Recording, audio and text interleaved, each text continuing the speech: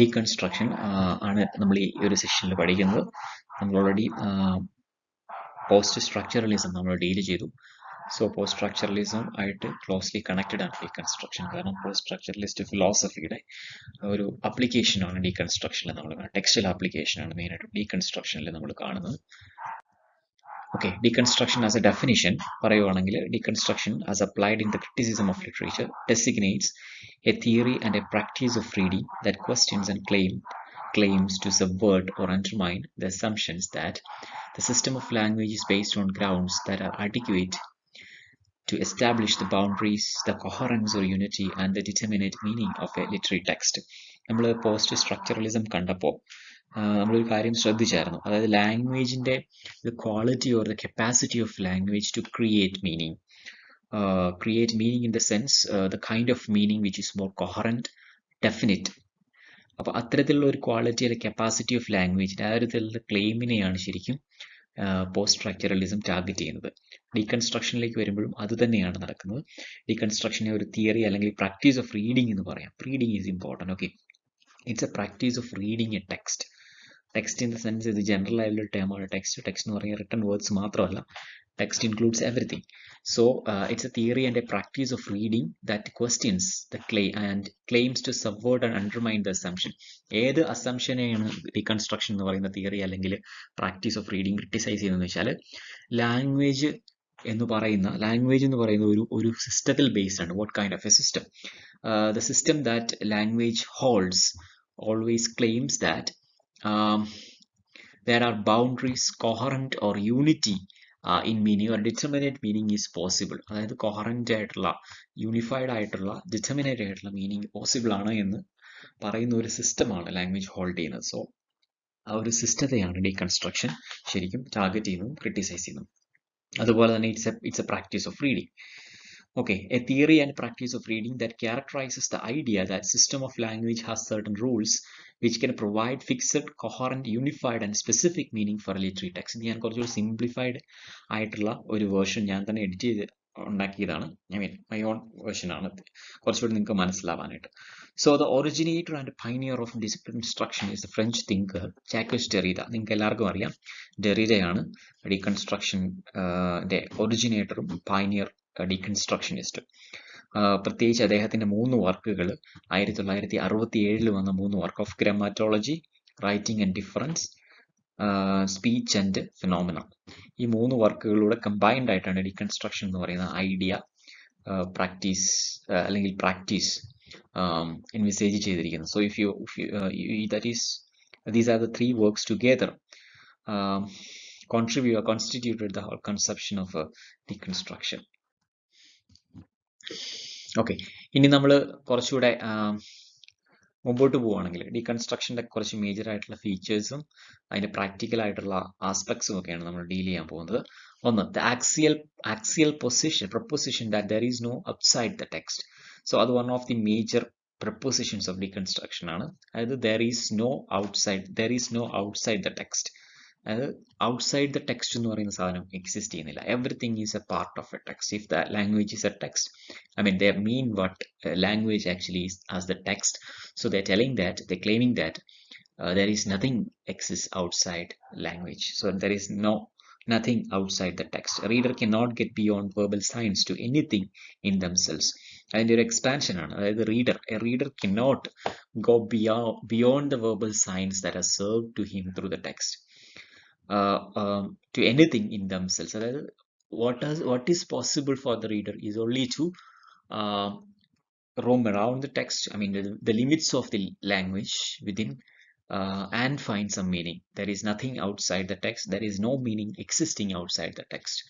Thus, Western philosophies and theories of language, all uses of language, hence all Western culture are logocentric. That is, they are centered on grounds or grounded on a logos or words. അതായത് അതുകൊണ്ട് തന്നെ ഈ ലാംഗ്വേജിന്റെ ഈ ഒരു dominance, ഈ ഒരു എന്താ പറയണേ, ഈ ഒരു ഡോമിനേറ്റിംഗ് ആസ്പെക്റ്റ് ഉള്ളത് കൊണ്ട് തന്നെ ലാംഗ്വേജിന്റെ ഈ ഒരു എക്സ്റ്റെൻസീവ് ആയിട്ടുള്ള ഇൻഫ്ലുവൻസ് ഉള്ളതുകൊണ്ട് we can claim that the Western philosophy or theories of language, all Western uses of language or the Western culture as such is logocentric. അതായത് ലോഗോസ് വേർഡ്സ് നമ്മൾ പോസ്റ്റ് സ്ട്രക്ചറലിസ്റ്റിൽ പറഞ്ഞു എന്താണ് ലോഗോസ് എന്ന്. So everything in Western philosophy or Western uses of language is actually centered around words or language itself. That is why we call logocentric. The world is logocentric, we say, or the Western philosophy is logocentric. That's what Derrida opines about Western philosophy. And thereby, thereafter, because they are logocentric, since they are logocentric, according to Derrida, they are in a part phonocentric too. I mean, phonocentrism means spoken, giving priority to spoken word over written. Why? Because in the traditional philosophy, in language itself, there is always a going on conflict between the priorities of written and spoken languages, because most of the philosophers believe that or believed that spoken language is more superior to the written language because of the presence of the subject or the presence of the speaker in the language, I mean in the spoken language. So that means a spoken language, when a language is being, or when a linguistic structure or a statement is made in a spoken medium, we are quite evident of the source of that content or a subject. So that is what always considered to be something that prioritizes, that give priority of for spoken over the written. So Derrida is claiming that since the Western philosophy is logocentric, it reflects in other aspects. That means it is also phonocentric for centuries. Okay. According to Derrida, they rely on the metaphysics of presence, a term taken from Heidegger. Actually, hermeneutics of suspicion എന്ന് പറഞ്ഞൊരു term ഉണ്ട്. അതുമായിട്ട് ബന്ധപ്പെട്ടിട്ടാണ് ഹൈദഗറിന്റെ ഈ ഒരു metaphysics of presence എന്ന് പറയുന്ന ഒരു important aspect, key aspect Derrida present ചെയ്യുന്നത്. ഇത് വരുന്ന എക്സിസ്റ്റൻസ് ഓഫ് ഈ ഒരു ആശയം വരുന്നത് സിസ്റ്റംസ്, മറ്റേ ഞാൻ നേരത്തെ ഡിസ്കസ് ചെയ്ത എസ്സേയിലാണ് വരുന്നത്, structure sign and play in the discourse of human സയൻസിൽ. അതിലാണ് ഈ ഒരു മെറ്റാഫിസിക്സ് ഓഫ് പ്രസൻസ് എന്ന് പറയുന്ന കോൺസെപ്റ്റ് അദ്ദേഹം എക്സ്പ്ലെയിൻ ചെയ്യുന്നത്. According to Derrida, they rely on the metaphysics of presence. Who rely on the metaphysics of presence? The traditional philosophers relied upon the metaphysics of presence. ഇനി നമ്മൾ എന്താണ്, what is metaphysics of presence എന്നാണ് കാണാൻ പോകുന്നത്. By logos or presence. Logos itself is also present. Logos mean words. അതായത് words എന്ന് പറയുന്നത് ഒരു ഇറ്റേണൽ പ്രസൻസിനെയാണ് പലപ്പോഴും റെപ്രസെന്റ് ചെയ്യുന്നത്. പ്രസൻസ് എന്ന് പറഞ്ഞാൽ ഒരു complete something that escapes the world or the worldliness or maybe the language itself, something that is or that to which we always turn for a meaning when all other alternatives fail. So here logos is a word, and to make it more clear, more simple, I can give you an example from, I can draw an example from Bible itself, or Bible, or any religious text for that matter, because whenever there is an apparition of God, you also see a similar kind of, I mean, a similar voice that always happens along with the God. In the sense, the God sometimes is being represented as a voice, or a noise, or maybe a command. That's why we say God commanded. That's why we say God has instructed, God has advised. So in most of the times, we find a sound or a voice that always stands, that appears as the representation of God or a godly figure. In Bible, it's quite plenty in various instances. Even in the origin of theory തന്നെ നമ്മൾ കാണുന്നുണ്ട്. I mean ദൈവത്തിന്റെ വാക്ക് ജലത്തിന് മുകളിൽ സഞ്ചരിച്ചു എന്നാണ് പറയുന്നത്, new ടെസ്റ്റ്മെന്റിൽ പറയുന്നുണ്ടത്. So അതായത് വേർഡ് എന്ന് പറയുന്ന സാധനം എപ്പോഴും ഒരു പ്രസൻസ്, ഇറ്റേണൽ പ്രസൻസ്, ഗോഡിനെ നമ്മൾ ഇറ്റേണൽ പ്രസൻസ് ആയിട്ടാണ് കാണുന്നത്, അല്ലെ? സർവ്വവ്യാപി എന്ന് പറയുന്ന, സർവ്വകാലവും ജീവിക്കുക എന്ന് പറയുന്ന ആ ഒരു സംഭവമാണ് eternal presence. So God's voice, അല്ലെങ്കിൽ God is always represented in voices, because we don't see God directly with our eyes or experience with our body, with our senses. Rather, we get to know about God, or we keep that knowledge of God surviving through texts. That's why we have various religious texts, and also we consider these texts as sacred, as a sacred, because we believe that that is a representation of our God. So അതിനെയാണ് പുള്ളി അത് ആ ഒരു രീതിയിൽ നിങ്ങൾ എടുക്കുമ്പോൾ നിങ്ങൾക്ക് മനസ്സിലാവും എന്താണ് ലോഗോസെൻട്രിസം, എന്താണ് ലോഗോസ്, അല്ലെങ്കിൽ വാക്ക് എന്താണ്, വാക്കിനെ എന്തുകൊണ്ടാണ് ഇറ്റേണൽ പ്രസൻസ് എന്ന് പറയുന്നത് കാരണം. So coming from that, Derrida signifies that what he also calls the ultimate reference. Ultimate referent, ഈ ഒരു മെറ്റാഫിസിക്കൽ പ്രസൻസ് തന്നെയാണ് അൾട്ടിമേറ്റ് റെഫറൻറ്റ്. അൾട്ടിമേറ്റ് റെഫറൻറ്റ് എന്ന് പറഞ്ഞാൽ നേരത്തെ ഞാൻ മെൻഷൻ ചെയ്തതുപോലെ the last resort ആണ്. So that is something to which we turn when everything fails, or that is something that we cannot actually understand. That is something that we believe that it is not existing in the earth but somewhere else, beyond the earth and controlling the earth. So it's an ultimate referent, a self-certifying and self-sufficient ground, foundation available to us totally outside the play of language itself. It is directly present to our awareness and serve to center the structure of the linguistic system, and as a result suffices to fix the bounds, coherences, and determine meaning of any spoken or written utterance within that system. Okay. അതായത് ഇവിടെ പറയുന്നതെന്ന് വെച്ചാൽ ഈ ഒരു ultimate reference അല്ലെങ്കിൽ metaphysics of presence എന്ന് പറയുന്ന ഒരു self certifying and self sufficient ground ആണ്, ഒരു ഫൗണ്ടേഷൻ ആണ്. അത് അതിനെ തന്നെയാണ് വാലിഡേറ്റ് ചെയ്യുന്നത്. അതായത് ഈ ഒരു മെറ്റഫിസിക്കൽ ഈ ഒരു റെഫറൻറ്റിനെ ഈ പറയുന്ന ഒരു സെന്റർ എന്ന് നമുക്ക് വേണമെങ്കിൽ വിളിക്കാം. ഈ ഒരു സെന്റർ സെൽഫ് സർട്ടിഫൈങ്ങും സെൽഫ് സഫീഷ്യന്റുമാണ്, അതുപോലെ സെൽഫ് സഫീഷ്യന്റ് ഗ്രൗണ്ടും ഫൗണ്ടേഷനുമാണ്. There is nothing it needs to validate its existence or its validity or its claims. Self-sufficient ആണ്. We don't want to give any kind of favor to them. That is what we always call God also, right? We call God self-certifying and self-sufficient, a foundation. And also it is existing outside the play of language itself. That means it is escaping the language structure. So we call the same thing. I mean, even if we believe that language has created everything, we always consider God that is unconceivable through language, right? We always place God beyond language. That is directly present to our awareness and to self-center, to self-center. That is to all anchor, organize, and guarantee the structure of the linguistic system, and as a result suffices to fix the bounds coherent. So ആ ഒരു system ആണ്, അല്ലെങ്കിൽ ആ ഒരു centre ആണ്, ultimate റെഫറന്റ് ആണ് ശരിക്കും നമ്മുടെ മീനിങ്ങുകളെ, അർത്ഥങ്ങളെ കൊഹറന്റ് ആക്കുന്നതും ഡിറ്റർമൈൻഡ് ആക്കുന്നതും. അതായത് ഫോർ എക്സാമ്പിൾ, ഞാൻ എപ്പോഴും വളരെ റെഗുലർ ആയിട്ട് യൂസ് ചെയ്യുന്ന ഒരു എക്സാമ്പിൾ ആണ്. നമ്മളിപ്പോ ഒരു കുഞ്ഞു കുട്ടി മരിക്കുന്നു എന്ന് വിചാരിക്കുക. ഒരു കൊച്ചുകുട്ടി മരിക്കുന്നു. അപ്പൊ ആ കൊച്ചുകുട്ടി മരിക്കുമ്പോൾ we don't have any justification for that, because according to our rationale, I mean for religious rationale, we believe that a child dies might be taken to afterlife, immediately afterlife. So he will be or she will be with the God. So that is the only justification that we can find, because a child who has been 2 days or 3 days born, 2 days or 3 days born child, we cannot actually claim that he or she is a sinner, or he or she has done something very very wrong, grave. So we cannot put any of these reasons on the ground to argue, I mean to justify the death of a child.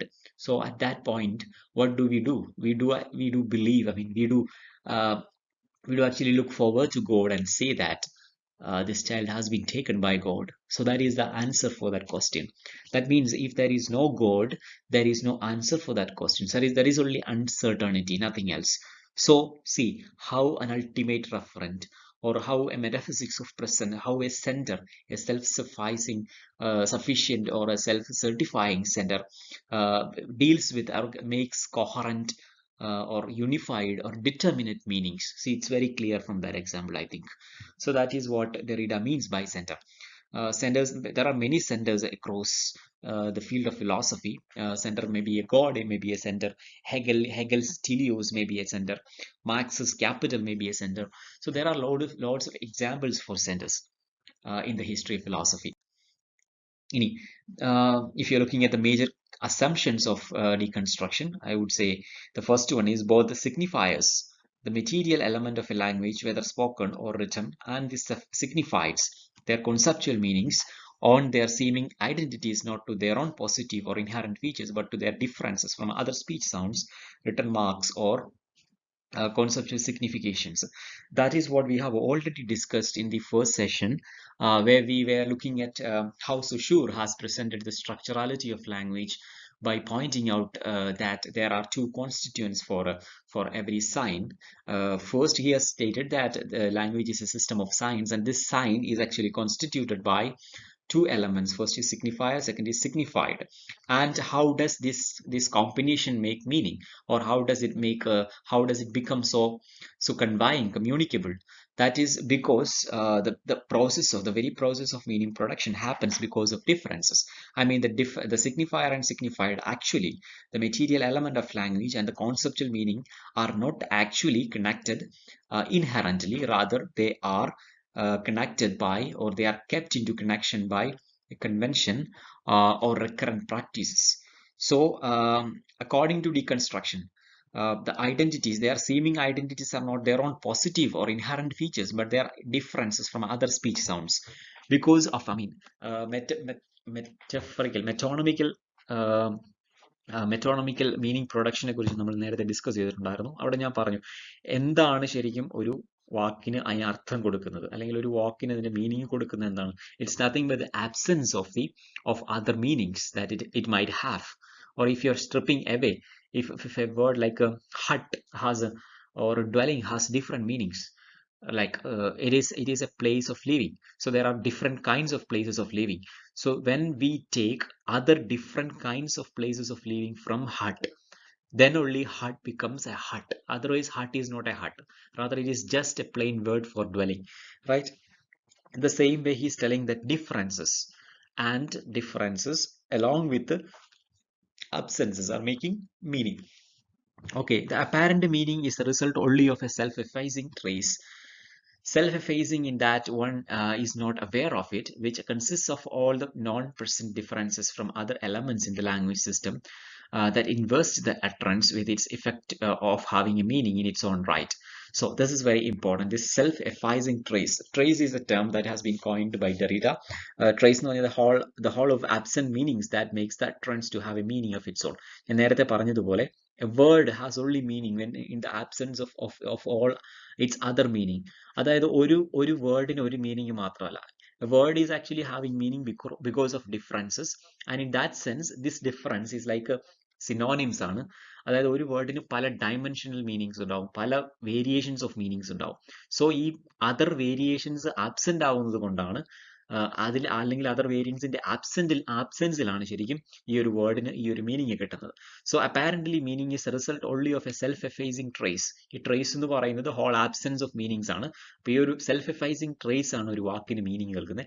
And when we use language, we are totally unaware of, or we are not aware of this trace, I mean absence of other meanings, which consists of all non-present other elements in the language system that invest utterance with its effects of having a meaning in its own. Okay, we can never in any instance of speech or writing have a demonstrably fixed and decidable present meaning. That is very definite of the understanding of post-structuralism and deconstruction, because deconstruction very strongly believes that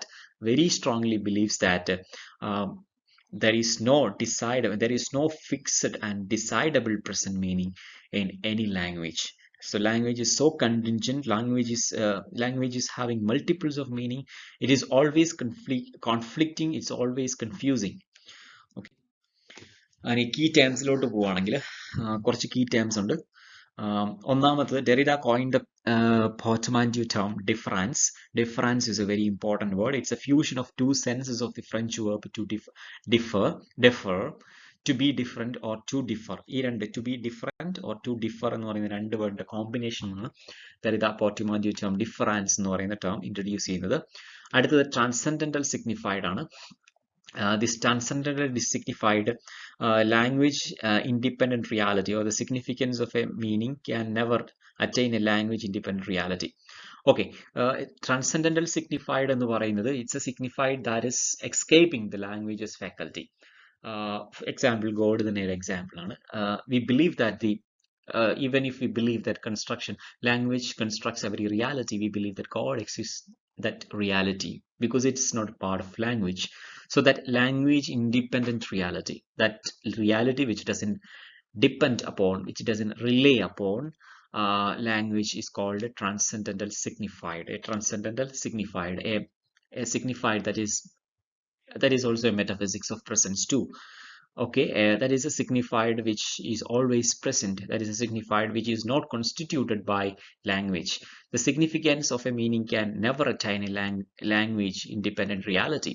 But on the contrary, criticizing the transcendental signified, Derrida states that the significance of a meaning can never attain. I mean, he's telling that the meaning can never, a signifier can never attain a signified outside or independent of language reality. So every signifier is leading to another signifier, not a signified actually. That is what Derrida means by telling that there is no meaning fixed, because a signifier meets a signified is the complete meaning, right? Signifier meets a signified, and that is where the complete meaning we get. But according to Derrida, a signifier is taking oneself one to another signifier, and that to another signifier, and this chain is going on eternally. So we consider, I mean, the production of meaning is actually a fleeting from one signifier to another signifier, and that signifier is another signifier, that signifier taking to another signifier. So another term that he discusses is dissemination. Actually, it's a dissemination, dispersing meaning among innumerable alternatives and of negating any specific meaning. This is dispersing meaning among innumerable alternatives. അത് നമ്മൾ നേരത്തെ പറഞ്ഞ പോലെ ട്രേസിന്റെ കാര്യത്തിൽ പറഞ്ഞ പോലെ തന്നെ അതാണ് ഡിസമിനേഷൻ. ഈ പ്രോസസ്സിനെയാണ് ശരിക്കും ഡിസമിനേഷൻ എന്ന് പറയുന്നത്. ഈ ഇന്യൂമറബിൾ മീനിങ്സിനെ ഡിസമിനേറ്റ് ചെയ്ത്, ഐ മീൻ ഡിസ്പേഴ്സ് ചെയ്ത് നമുക്ക് ആവശ്യമുള്ള മീനിങ്ങിനെ എടുക്കുന്നത്. പ്രൊസീജിയർ ഓഫ് ഡീകൺസ്ട്രക്ഷൻ എന്ന് പറയുന്നത് to subvert the innumerable binary oppositions. മറ്റൊരു മേജർ പേർപ്പസ് ഓഫ് ഡീകൺസ്ട്രക്ഷൻ എന്ന് പറയുന്നത് ബൈനറീസിനെ തകർക്കുക എന്നുള്ളതാണ്. ബൈനറീസിനെ, അതായത് binaries, according to the Saussurean linguistics, difference make meaning, right? That means, in simple sense, Saussure was arguing that a male is meaningful only when then is projected against a female, or truth is meaningful only when it is projected against it. It's an error. Nature is meaningful only when it is projected against a culture, or a speech against writing. So these kind of binaries, these kind of doubleness, double forms which are opposite, actually creates meaning according to Saussure. But when it comes to deconstruction, they say that these binaries are not absolute binaries, because male female cannot be male and female alone. Rather, there is another insertion into it. Or culture nature cannot be considered to be as an opposition. Rather, these are a part of a large number of oppositions. So this binary is always criticized. I mean, the creation of meaning within binaries is always criticized by deconstruction. Okay, to invert the hierarchy or to destabilize both structures. So the purpose of this procedure is actually to invert the hierarchy. I mean, invert the hierarchy of meaning and destabilize both these hierarchies. And aporia is another term that is discussed by Derrida, an insuperable deadlock that is called aporia, or double blind of incompatible or contradictory meanings, which are undecidable in that we lack any sufficient ground for choosing among them. See, aporia is actually a term which Derrida uses to address the condition or a situation in which a word cannot produce its meaning. I mean, the word is unable to produce its meaning. I mean, there are multiples of meanings, so we cannot choose a particular meaning that to suit a particular context or a particular system or a particular thing. So that inability of a word, that deadlock of meaning to differentiate or to point out or determine is actually called aporia. And this aporia is a common feature of language according to Derrida. Now, towards the end of this session, I would say, in Derrida's rendering, deconstruction is that each text deconstructs itself by undermining its own supposed grounds and dispersing itself into incoherent meaning in a way. He claims that the deconstructive reader neither initiate nor produces. Rather, deconstruction is something that simply happens in a critical reading. So, according to Derrida, deconstruction എന്ന് പറയുന്നത് ഒരു critical reading process ആണ്. It's not something that we start or that we produce. Rather, it's a continuous, spontaneous process of reading, in which we actually challenge or disperse the coherence of meaning, the claims, or the foundationalisms that meaning is associated with. So that is the idea of deconstruction. It's a destroying of meaning. Rather, it is a it's a kind of reading where we are inventing new kinds of parallel kinds or alternative meanings to those meanings which were claimed to be very unified and coherent. So major proponents എന്ന് പറയുന്നത് apart from Derrida, Paul Deman, he was a famous deconstructionist. His work Allegories of Reading 1979. Barbara Johnson, another important follower of Derrida. The Critical Differences is a major work by her. And J. Hillis Mill's Theory Then and Now is another major contribution, a major work in the field of deconstruction. So I think you might have understood what is deconstruction and try to place deconstruction in the context of post-structuralism. And when you place and try to read to look at deconstruction as an approach which has been assimilated from or derived from post-structuralist thinking patterns.